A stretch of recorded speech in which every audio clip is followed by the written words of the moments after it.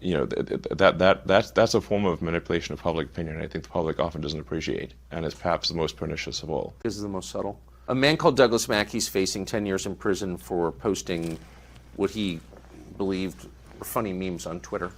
But I certainly don't think someone should go to prison for a long period of time for posting memes on Twitter, in which case we're going to have a very, very full prison. And if we're talking about election interference, well, there's quite a few people that should be on trial for that,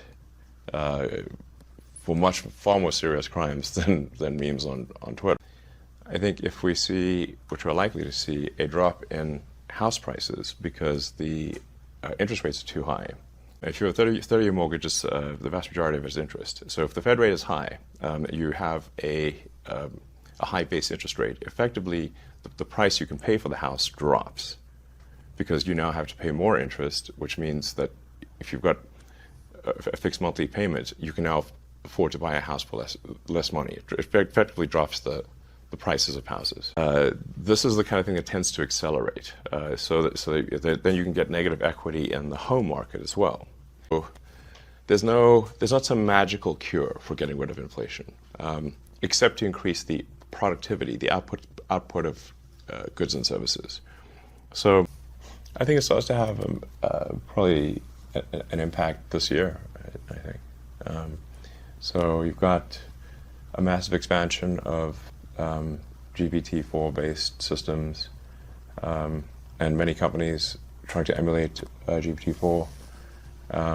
And you've got OpenAI is going to come out with GPT5 end of this year, which will be yet another significant improvement. And I was there for GPT 1, 2, 3, 4. So GPT 1 was terrible. If you tried it, you'd be like, this ain't going anywhere. It seems lame. And then GPT-2, you started to see kind of like an inkling of like, well, maybe this could be something useful. And then GPT-3 was a huge improvement. I'm getting minus like 6 or 7% return here, maybe worse. And so then, well, it's like, what stock should I buy? And I believe in buying stocks of companies where you use the product. And Apple's got a competing electric vehicle car program, so I'm not going to invest in them because they've got a competing autonomous EV program. And so what's the other product that I use a lot? Oh, Twitter. I'll, put the money in Twitter. It's better than just having it earn, negative 6% inflation situation.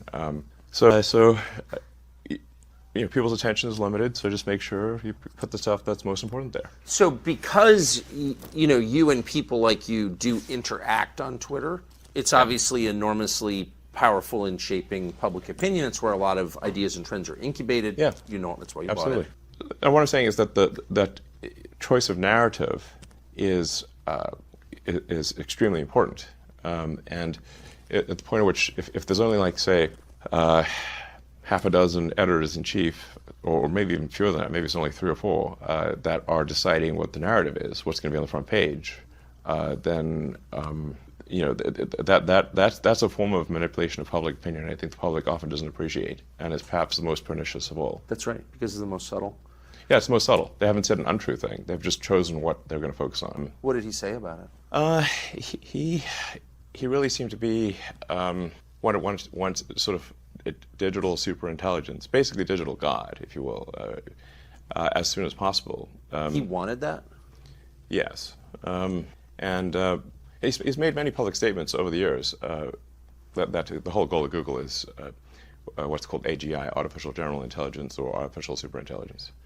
And I agree with him that there's great potential for good, but there's also potential for bad. Do you think Twitter will be as central to this presidential campaign as it was in the last several? I think it will play a significant role in elections, not just domestically, but internationally. So the goal of new Twitter is to be as fair and even-handed as possible, so not favoring any political ideology, but just being fair at all. But I think we just had a situation at Twitter where it was absurdly overstaffed. So it wasn't like you look at, say, like, what does it really take to operate Twitter? most of what we're talking about here is a group text service at scale. Like, how many people are really needed for that? And if you look at what has been the product development over time with Twitter, and years versus product improvements, and it's like a pretty flat line. So what are they doing? A company exists. It's a group of people collected together to provide products and services. Therefore, the value of a company is a function of the quality of the products and services that it has created and will create. And so if there's a company that you think, well, this company's got a lot of exciting products that I think are awesome, their current products are good, that's probably a company to invest in, because that's the reason companies exist, to produce goods and services that you like. I'm probably doing that with a few companies. That's what I'd recommend. A man called Douglas Mackey's facing 10 years in prison for posting what he believed were funny memes on Twitter. What do you make of that case? I don't know the details of that case. I've read a little bit about it. You probably know more about it than I do. But I certainly don't think someone should go to prison. There are people in government who are human beings, and they're people with good motivations, occasionally bad motivations. With rare exception, the people that I know in government have good motivations and just want to get their job done, and they actually believe in the Constitution, and so I think my opinion is actually most people in the government are good.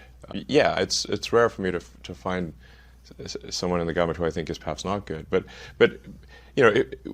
at the highest level of the agencies, there are political appointees, as you know, and the political appointees will have a political agenda, and so they, at the highest levels of the various government agencies, there is the ability to put a sort of a political thumb on the scale, even if the people operating the agencies don't agree with that. So I must be a real genius here. My timing is amazing. Since I've had board for at least twice as much as it should have been board for. But some things are priceless, and so whether I lose money or not, that is a secondary issue compared to ensuring the strength of democracy, and free speech is the bedrock of a functioning democracy. Yes. And the speech needs to be as transparent and truthful as possible.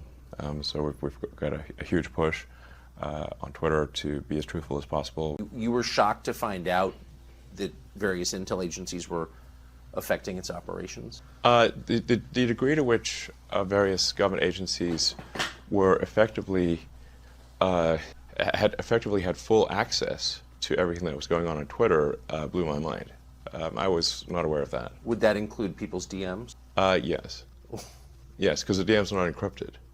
So one of the things that we're about to release is the ability to encrypt your DM. If you see some of the Mid-Journey, I have this stuff, it's incredible. It is. No question that it can create art that we perceive as stunning, really. It's doing still images now, but it won't be long before it's doing movies and shorts, and movies, just a series of frames with audio. But at that point, because it can mimic people and voices, any image, it can mimic reality itself so effectively. Yeah. I mean, how could you have a criminal trial? I mean, how could you ever believe that evidence was authentic, for example? And I don't mean like in 30 years, I mean like next year. I mean, that seems totally disruptive to all of our institutions. So years versus product improvements, and it's like a pretty flat line. It took a year to add an edit button that doesn't work most of the time. The real question is how did it get so absurdly overstaffed? This is insane. So anyway, and it's clearly working. In fact, I think it's working better than ever. We've increased the responsiveness of the system by, in some cases, over 80%. There's a core piece of code for generating the timeline, which is run literally billions of times a day. We've cut that code from 700,000 lines to 70,000 lines run. Yeah, and the code efficiency by over 80%. It remains to be seen as to whether this was financially smart. Currently, it is not. We just revalued the company at less than half of the acquisition price. Did you really? Yes. No, my timing was terrible for when the offer was made, because it was right before advertising plummeted. There's a strong argument that if you were to actually mark to market the portfolios of the banks, the loans and whatnot, that the entire banking industry would have negative equity. It feels that way. Yes. So if you look at, say, commercial real estate, like offices and whatnot, the whole work from home thing has substantially reduced office usage